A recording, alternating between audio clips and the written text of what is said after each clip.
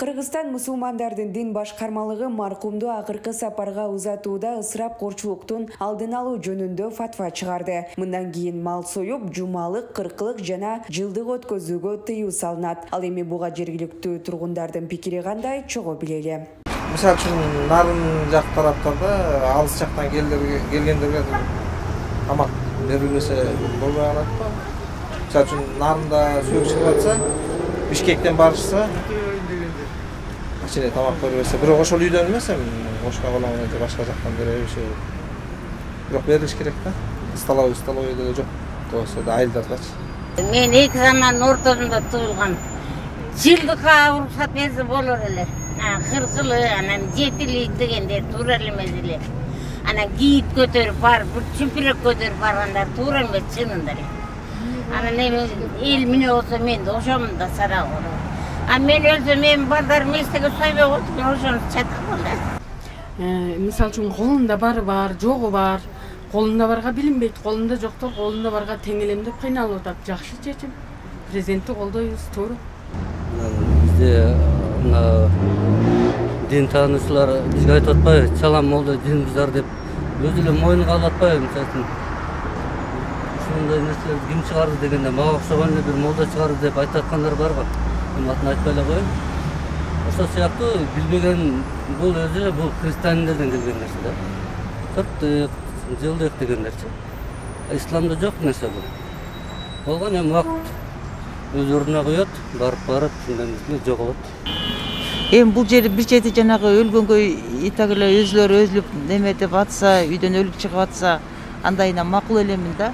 А бирок совсем категорически кылганга болбойт окшойт да, хотя бы бир кой союп, ошо келген ар жак бер жактан келген кудалар, алыстан туугандар, жакындар келип атышпайбы? Ошолорду таптакыр койгон болбойт экен. Бизде ушул өттү башыбыздан. Биз ушундай неудобный положенияда калдык да, вот недавно элечи. Ошон үчүн айтып атам да, хотя бы бир кой союп, ошо келгендерди өлгөндө коюп келгенден кийин тиги хотя бы тамак берип койсо болот экен да, себеби алыстан келгендерге неудобный болуп калат. Өлүм болгон жерде жытта чыкпасын деген сөз бар. Ошон үчүн мен туура эле кабыл алам, антип капа деле болбойм.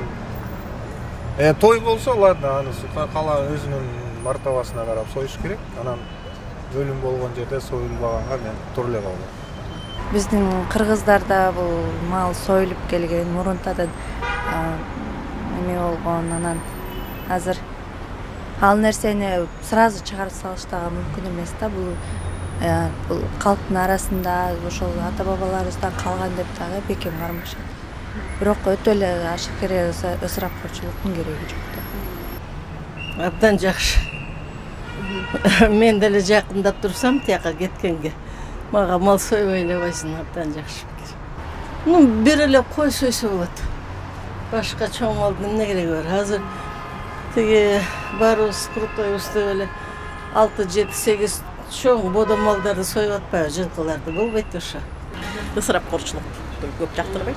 Мисалы, тарынычтар болот деп айтышат, мал сойбой койсо, жана башка. Мага да көнөт дейлдер. Тааныштар болгон күнү деле таарынып жүрүшпөйбү. Анткени динде мындан эмес негизи жок.